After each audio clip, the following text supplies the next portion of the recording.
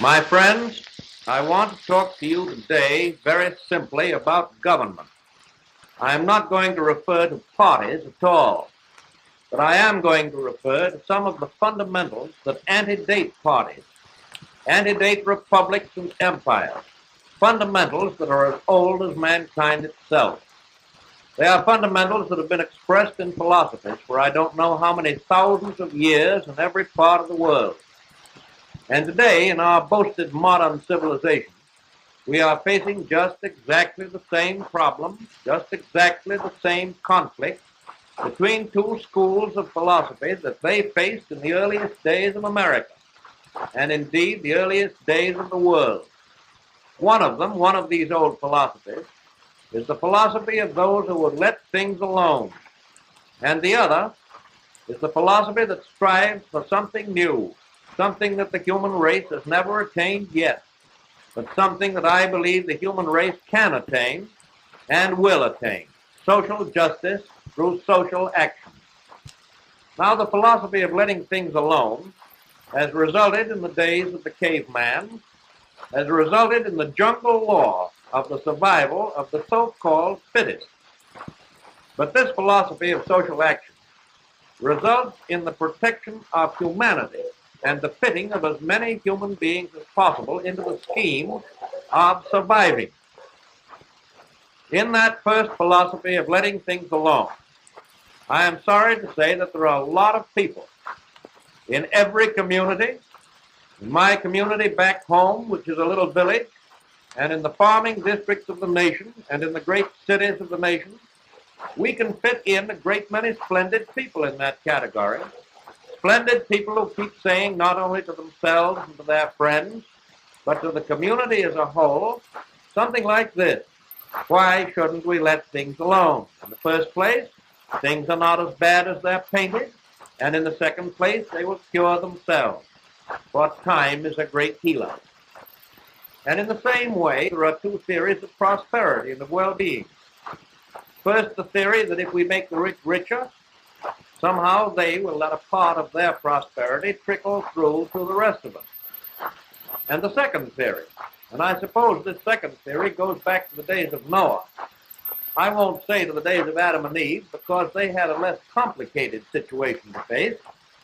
But very, very early in the history of mankind, there was that second theory that if we make the average of mankind comfortable and make them secure in their existence, then their prosperity will rise upward through the ranks.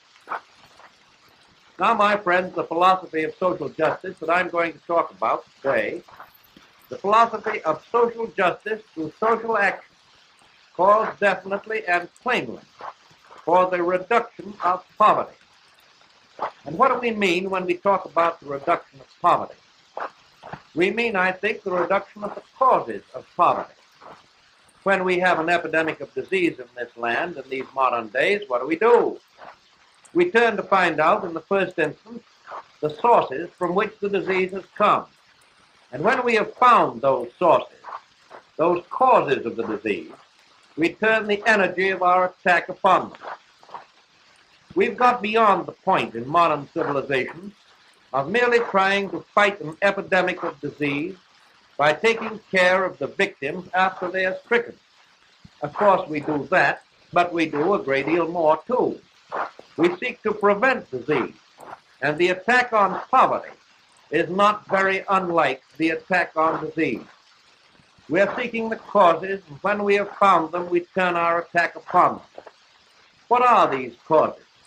What are the causes that destroy human beings, driving millions of them to destruction?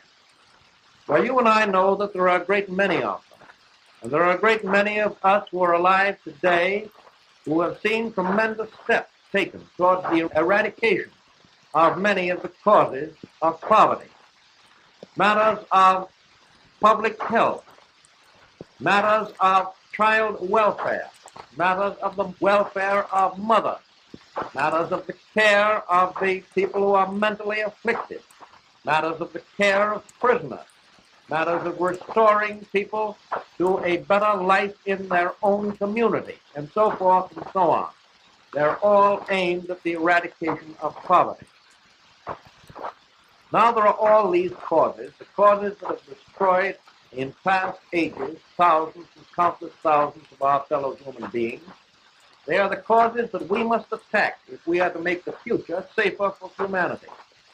We can go on taking care of the handicapped and the crippled and the sick and the feeble-minded and the unemployed, but common sense, like humanity, calls on us to turn our backs definitely on these destroyers.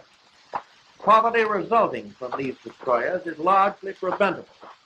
But, my friends, poverty, if it is to be prevented, requires a broad program of social justice. And that means the interest of government in social justice. We cannot go back to the old prison, the old system of mere punishment under which, when a man came out of prison, he was not fitted to live in our community alongside of us. We cannot go back to the old system of asylums. We cannot go back to the old lack of hospitals or the old lack of public health. We can't go back to the sweatshops of America. We can't go back to children working in factories. Those days, my friends, are gone. And there are a lot of new steps to take. It is not a question of just not going back. It is also a question of not standing still. For instance, the problem in the long run, and I am not talking about the emergency of this year, but the long run, the problem of unemployment can be and shall be solved by the human race. We cannot regard the difficulty as something that comes merely in cycles and cannot be avoided. Some leaders have wisely declared for a system of unemployment insurance throughout this broad land of ours, and we're going to come to it pretty soon. Justice, after all, is the first goal that we seek. Believing that when justice has been done, individualism will have a greater security to devote the best that individualism itself can give, means that our long-range objective is not a dole, but rather a job. All of us in the city and the country alike have got to do everything we can to tide over. All agree that the first responsibility for the prevention of poverty and the alleviation of the stress and the care of its victims rests on the locality, the individuals, the organizations, and the government.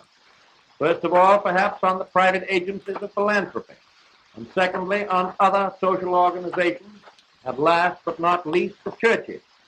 And yet all agree that to leave to the locality the entire burden would result very often in placing too heavy a proportion of the burden on those least able to bear it.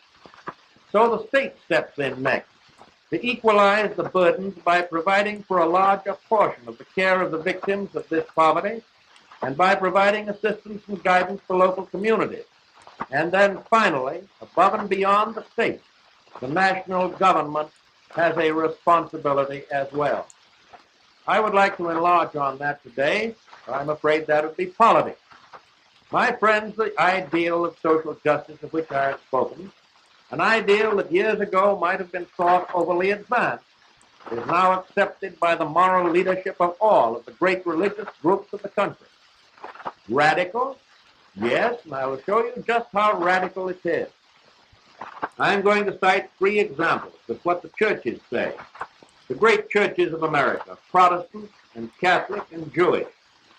And first I will read to you from the Sunday sermon, the labor sermon sent out this year by the Federal Council of Churches of Christ in America, representing, as you know, a very large proportion of all of the Protestants in the United States. Listen to how radical they are. They say the thing that matters in any industrial system is what it does actually to human beings. It is not denied that many persons of wealth are rendering great service to society. It is only suggested that the wealthy are overpaid in sharp contrast with the underpaid masses of the people. The concentration of wealth carries with it a dangerous concentration of power. It leads to conflict and to violence. To suppress the symptoms of this inherent conflict while leaving the fundamental causes of it untouched is neither sound statesmanship nor Christian goodwill. It is becoming more and more clear that the principles of our religion and the findings of social sciences point in the same direction. Economists now call attention to the fact that the present distribution of wealth and income, which is so unbrotherly in the light of Christian ethics, is also unscientific in that it does not furnish purchasing power to the masses to balance consumption and production in our machine age. That's what they say.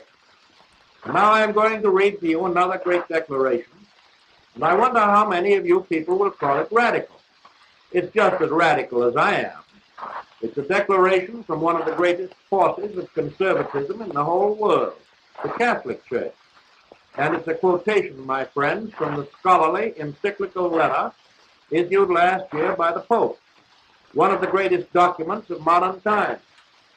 And that letter says this: "It is patent in our days that not alone is wealth accumulated, but immense power and despotic economic domination are concentrated in the hands of a few, and that those few are frequently not the owners, but only the trustees and directors of invested funds which they administer at their good pleasure.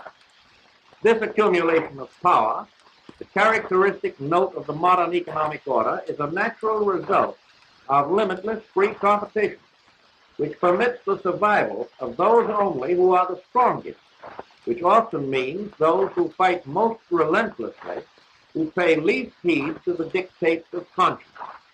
This concentration of power has led to a threefold struggle for domination. First, there is the struggle for dictatorship in the economic sphere itself, then the fierce battle to acquire control of the government so that its resources and authority may be abused in the economic struggle, and finally the clash between governments themselves. That is what is said by the head of the Catholic Church. And finally, I would read you from another great statement, a statement from Rabbi Edward L. Israel, the chairman of the Social Justice Commission of the Central Conference of American Rabbis. Here's what he said: "We talk of the stabilization of business. What we need is the stabilization of human justice and happiness and the permanent employment of economic policies which will enable us to preserve the essential human values of life and all the changing aspects of the economic order. We must have a revamping of the entire method of approach to these problems of the economic order. We need a new type of social conscience that will give us courage to act.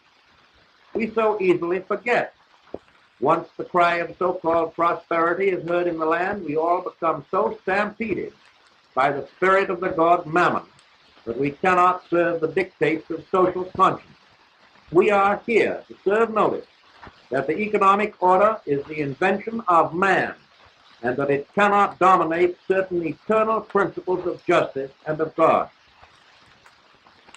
And so, my friends, I feel a little as if I'd been preaching a sermon in reading to you these three statements made by heads of the three great religious bodies in this country. I feel a little as if I had been talking too much of some of the fundamentals, and yet those fundamentals enter into your life and my life every day, more perhaps than we realize. And incidentally, every one of those fundamentals, every one of those ideals are fully and entirely within the concept of the American system of constitutional government. If we realize that, it would result throughout this country in a greater interest on the part of all of us in the problems of some of us.